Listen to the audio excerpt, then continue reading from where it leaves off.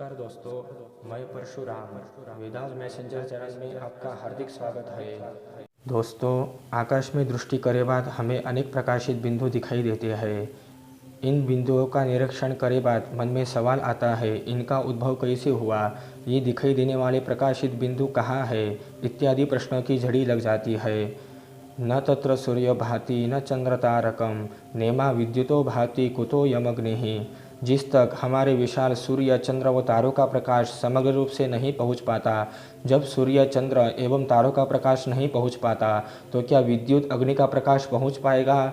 नहीं, कदापि नहीं। तो फिर जिज्ञासा होती है कि क्या है वह? वही तो है ब्रह्मांड, जहाँ एक नहीं लाखों सूर्य है, परंतु फिर भी मालूम नहीं उसका आदि अंत कहाँ है। इस संबंध में तैत्तिरीय ब्राह्मण में कहा गया है, लोकोसी अनंतोस्य पारोसी अक्षितोस्य क्षस्योसी। तुम लोक हो, अनंत हो, अपार हो, अक्षय हो।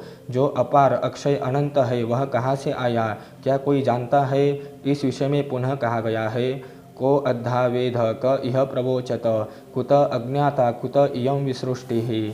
इसमें कहा गया है कि यह सृष्टि किससे उत्पन्न हुई तथा किस लिए उत्पन्न हुई, इसको कौन जानता है, कौन इसको बता सकता है? जिसे हम देवता ऋषि अवतार कहते हैं, वे भी पीछे ही हुए। केवल आकाश ही एक ऐसा है जो परमाध्यक्ष है, वही जानता है, परंतु वह भी इसको जानता या नहीं, इसको कौन जानता है? इन सभी प्रश्नों का समर्पक उत्तर ज्योतिष शास्त्र के अध्ययन से हम जान सकते हैं। ज्योतिष का अर्थ है प्रकाश की ओर ले जाने वाला या प्रकाश दिखाने वाला।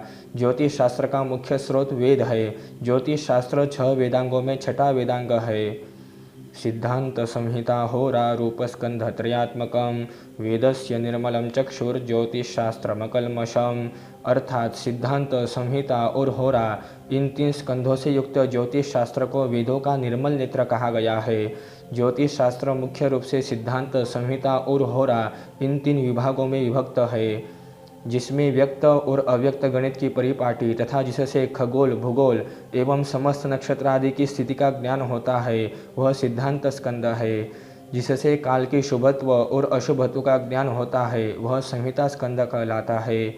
जिससे प्रत्येक प्राणी के अपने अपने जन्मकालिक लग्न से जीवन भर के शुभ अशुभ फलों का ज्ञान होता है, वह होरा स्कंध कहलाता है। सिद्धांत स्कंध को गणित ज्योतिष भी कहते हैं। इसमें आकाश का अध्ययन करने हेतु अनेक गणनाएं की है। कोई भी वृत्त 360 अंश का होता है। हमारे आकाश मंडल को भी वृत्ताकार मानकर 360 अंशों में बांटा गया है। 360 अंश को 12 राशियों में विभक्त किया है, मतलब 30 अंश के आकाश के अंतराल की एक राशि। 12 राशियों को 27 नक्षत्रों में और नक्षत्रों को उनके चरणों में विभक्त किया है। ग्रह यति ग्रहाः, अर्थात जो घूमते हैं या गतिशील है उसे ग्रह कहते हैं। यह संपूर्ण ब्रह्मांड गतिशील है। हमारे सौरमंडल के सभी ग्रह पश्चिम से पूर्व की ओर घूमते हुए सूर्य की परिक्रमा कर रहे हैं। हमारा सौरमंडल आकाशगंगा के बाहरी भाग में स्थित है। सूर्य पूरे सौरमंडल को लेकर 32,000 प्रकाश वर्ष दूर आकाशगंगा के केंद्र की परिक्रमा कर रहा है। गणित ज्योतिष में इस चक्र को सप्तलोक की संज्ञा देकर बहुत आसानी से समझाया है। भूलोक, भुवरलोक, स्वरलोक, महरलोक, जनोलोक, तपोलोक तथा सत्यलोक, इन 7 लोकों का वर्णन तथा आपस में आबद्धता को बताया है।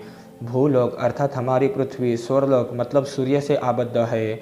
सूर्य के आकर्षण शक्ति से पृथ्वी सूर्य की परिक्रमा कर रही है। स्वरलोक जनोलोक से तथा जनोलोक सत्यलोक से आबद्ध है, अर्थात स्वरलोक जनोलोक सत्यलोक की परिक्रमा कर रहा है। इन लोकों के बीच के अंतराल को क्रमशः भुवरलोक, महरलोक, तपोलोक कहा है। अंत में जो सत्यलोक, जिसे परमेष्ठी लोक भी कहते हैं, पाश्चात्य वैज्ञानिक जिसे स्पायरल नोबुला कहते हैं, वही सभी ग्रहों की उत्पत्ति का स्थान है। इसे काश्यपी निहारिका भी कहते हैं। गणित की सुगमता के लिए ज्योतिष शास्त्र में पृथ्वी को स्थिर तथा सूर्य को चलित माना गया है। इस प्रकार ज्योतिष के सिद्धांत स्कंध में गणित तथा सिद्धांतों के द्वारा आकाश खगोल भूगोल का विवरण आता है। दूसरा महत्वपूर्ण स्कंध है संहिता स्कंध। इसमें काल अर्थात समय का विचार तथा उसके शुभत्व अशुभत्व का वर्णन आता है। कालः सृजति भूतानि कालः संहरते प्रजाः संहरन्तं प्रजा कालं कालः शमयते पुनः। अर्थात निरंतर अतीत हो रहा समय ही समस्त जीवों की सृष्टि करता है और वही उनका संहार करता है। जीवों की सृष्टि और संहार काल को वही शांत करता है। समय निरंतर बना ही रहता है। कालः पच्यन्ति भूतानि, समय धीरे धीरे सभी प्राणी समूची सृष्टि का पचन करता है अर्थात जीर्ण करता है। समय का अभाव जड़ चेतन सृष्टि पर पड़ता है, लेकिन काल तो निरंतर एक जैसा ही बना रहता है। लोकानाम अंतकृत कालः कालोन्यः कलनात्मकाः। काल के दो भेद किए हैं। एक वह काल जो सारी सृष्टि की उत्पत्ति पालन संहार करके अव्यक्त रहता है, तथा दूसरा वह काल जिससे हम गणना करते हैं। तीक्ष्ण सुई से कमलपत्र को छेदने में जितना समय लगता है उसे त्रुटि कहते हैं। त्रुटि से लेकर कल्पांत तक की काल गणना ज्योतिष शास्त्र में की है। 60 त्रुटि का एक रेणु, 60 रेणु का एक लव, 60 लव का एक लिक्षक और 60 लिक्षक का एक प्राण होता है। 6 प्राण का एक पल, 60 पल का एक दंड, 60 दंड का एक नक्षत्र अहोरात्र होता है। सूर्य के एक अंश को भोग करने से एक सौर दिन तथा सूर्योदय से सूर्योदय तक का एक सावन दिन होता है। 30 सौर दिन का एक मास, 12 मास का एक वर्ष होता है। एक सौर वर्ष देवता और दैत्यों का अहोरात्र होता है। जिस समय देवों का मतलब उत्तर ध्रुववासियों का दिन होता है, तब दैत्यों की अर्थात दक्षिण ध्रुववासियों की रात्रि होती है। 43,20,000 सौर वर्षों का एक महायुग होता है। 71 महायुगों का एक मनवंतर होता है तथा 14 मनवंतरों का एक कल्प होता है। इस प्रकार 1000 महायुगों का एक कल्प होता है, जो ब्रह्मा का एक दिन है तथा एक कल्प ब्रह्मा की रात्रि होती है। ब्रह्मा की आयु 100 वर्ष है। वर्तमान ब्रह्मा की आयु 50 वर्ष बीत चुकी है। 91वें वर्ष का प्रथम अहोरात्र अभी चल रहा है। वर्तमान कल के 6 मनवंतर बीत चुके हैं। 7वें वैवस्वत मनवंतर के भी 27 युग व्यतीत हो चुके हैं। वर्तमान महायुग में कलयुग अभी चल रहा है। समय का अनुमान हम ग्रह की गति पर लगाते हैं। पृथ्वी सूर्य की परिक्रमा एक वर्ष में पूरी करती है। वही शनि को सूर्य का परिभ्रमण करने में 30 वर्ष लगते हैं। पृथ्वी के अनुमान में शनि की गति धीमी है, इसलिए वहाँ समय भी धीमा है। ब्रह्मा का स्थान परमेष्ठी लोक अर्थात स्पायरो नोबिला माना जाता है। जब पृथ्वी पर एक कल्प बीत जाता है, तब उस स्थान का सिर्फ दिन बीतता है। इस प्रकार संहिता स्कंध में काल का यथार्थ वर्णन आता है। तीसरा सबसे महत्वपूर्ण स्कंध है होरा स्कंध। इसी स्कंध का आज अधिक प्रचार है। व्यक्ति के जन्मकालीन ग्रह स्थिति के आधार पर भविष्य में उपस्थित होने वाले परिस्थितियों का वर्णन इस स्कंध में आता है। सूर्य चंद्र का पृथ्वी पर जीव सृष्टि पर होने वाला प्रभाव हम देखते हैं, इसी प्रकार अन्य ग्रहों का भी प्रभाव पृथ्वी पर पड़ता है, हमें वह महसूस नहीं होता। सूर्य का तथा चंद्र का प्रभाव जिस तरह हम पेड़ पौधों पर देखते हैं, उसी प्रकार हमारे शरीर पर भी पड़ता है। खासकर चंद्र का प्रभाव हमारे मन पर पड़ता है। चंद्र को निहारने से ही हमारा मन कुछ अंश तक शांत हो जाता है। इसी प्रकार सभी ग्रहों का प्रभाव हमारी मानसिकता पर, हमारे शरीर पर भी पड़ता है। होरा स्कंध में ग्रहों का पृथ्वी पर प्राणियों पर पड़ने वाला प्रभाव तथा उसका अभ्यास किया गया है।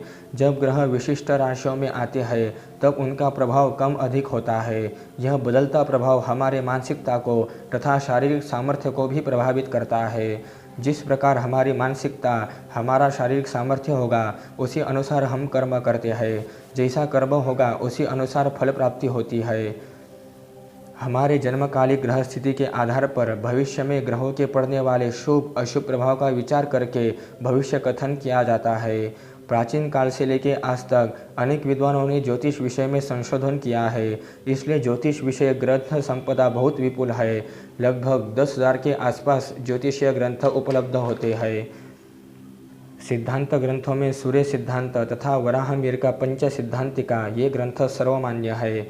संहिता ग्रंथों में वराहमिहिर की बृहद संहिता, नारद संहिता ये ग्रंथ अति प्राचीन है। होरा स्कंद में गर्ग संहिता, भृगु संहिता, बृहद जातक, बृहद पाराशर होरा शास्त्र ये प्रमुख ग्रंथ है। ज्योतिष शास्त्र की प्रशंसा करते हुए एक वर्णन आता है। विफलान्यन्य शास्त्राणि विवादस्तेषु केवलं सफलं ज्योतिषं शास्त्रं चंद्रार्कौ यत्र साक्षिणौ। अर्थात ज्योतिष के अतिरिक्त सभी शास्त्र साक्षात न होने से प्रायः विवादपूर्ण है। सूर्य आदि ग्रहों के साक्षात होने से ज्योतिष शास्त्र को सफल कहा गया है।